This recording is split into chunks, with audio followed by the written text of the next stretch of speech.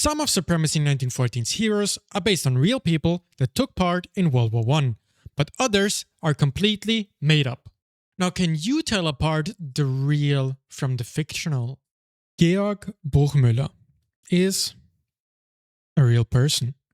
He joined the Prussian army at 20, promoted to officer at 30, and was busy either commanding artillery regiments or teaching at artillery-focused military schools. And then, unluckily for him, just 1 year after his early retirement, the First World War broke out, and Bour got immediately reactivated and given artillery command of the 86th Infantry Division on the Eastern Front. And in combat, Bour immediately started revolutionizing artillery warfare, quickly realizing the wastefulness of week-long bombardments and instead employing new tactics like the creeping barrage that would allow a high synergy with assaulting infantry and the short but intense hurricane bombardment. Bour was initially victorious at Lake Naroche in 1916 and then also at Riga in 1917, earning him the highest award of the Prussian army and the nickname Durchbruchmüller or Breakthrough Müller. Tatiana Minikvich, on the other hand, is a fictional character.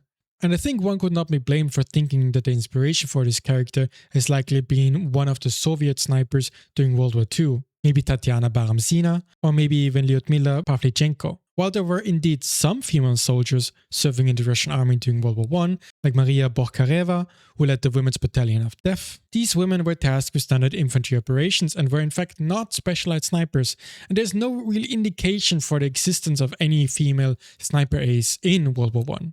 Alvin York. Now that was a real person. Unlike some of the other heroes, York was not a general or an officer, but just a pretty regular American infantryman who was drafted into the army and sent to France in 1918 as part of the 82nd Infantry Division.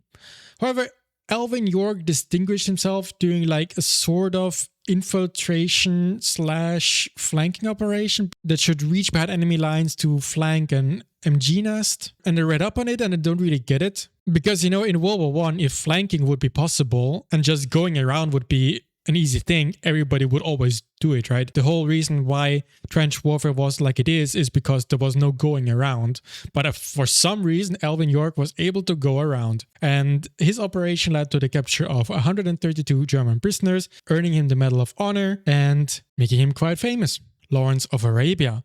And that was a real British officer and intelligence liaison. He played a key role in supporting the Arab revolt against the Ottoman Empire through things like guerrilla warfare, sabotage, and strategic coordination.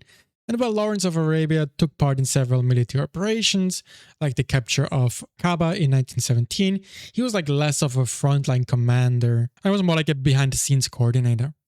Togo Hayachio is the most interesting here, because he was in fact a real famous Japanese admiral.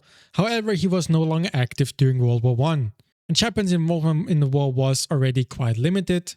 They mostly conquered some of the German colonies in Asia, and then provided some naval assistance to the British in the Mediterranean in 1917. But there weren't really any Japanese naval battles in World War I.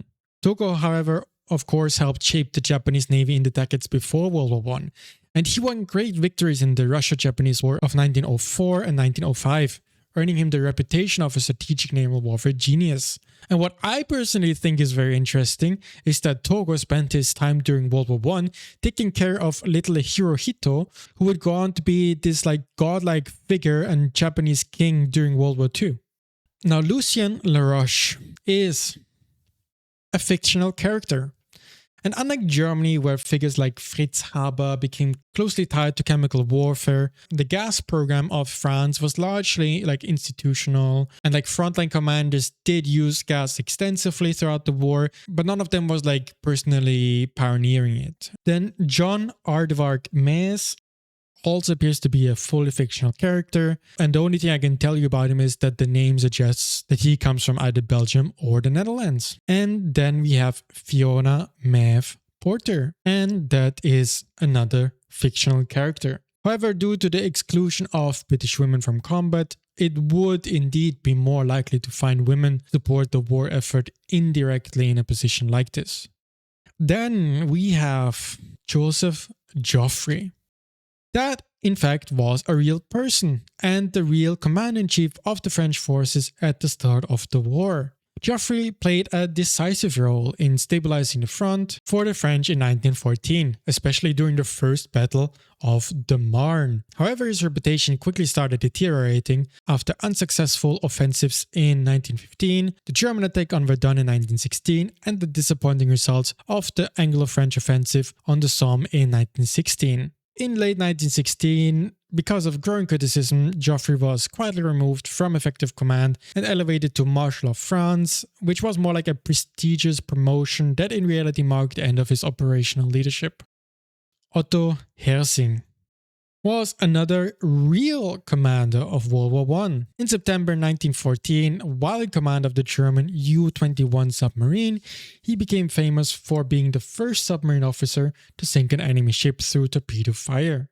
In total, Hersing can be credited with the sinking of 40 ships during World War I and above all destroyed 2 British battleships in 1915. Edmund Allenby is another non-fictional person. He was a senior British general whose greatest achievements came after he was appointed commander of the Egyptian Expeditionary Force in 1917. He employed highly effective combined arms warfare, which relied on thorough planning, deception, and the coordinated use of infantry, artillery, cavalry, and air power. And Allenby was able to capture Jerusalem in December 1917 and also shattered Ottoman forces at the Battle of Megiddo. And what's also interesting that one of the men under Allenby's command was no other than Lawrence of Arabia.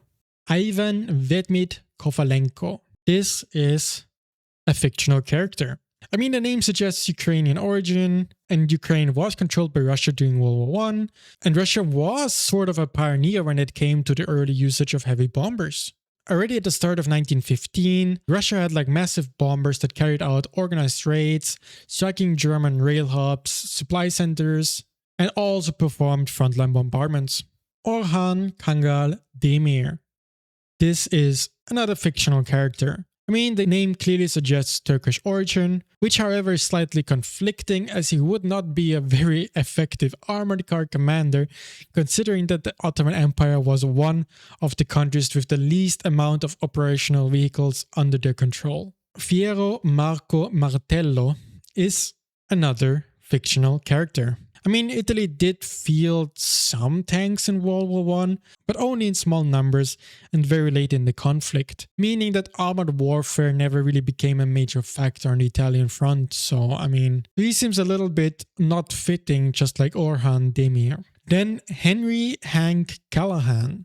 I actually thought he would be real, but he largely seems fictional. And I say largely only because it seems like there might have been somebody with that name fighting in World War I. And lastly, John Pershing. He was a real person and the commander of the American Expeditionary Force in Europe. And while leading American armies to strategic successes by organizing and deploying overwhelming force, his outdated tactics and frontal assaults came at the same time with very, very heavy losses. I mean, a little bit like Joseph Joffre, a reputation that is both good and bad. But yeah, well, so all in all, we have 7 real characters. Togo, who was a real person but didn't actually take part in the First World War, and 8 made-up characters.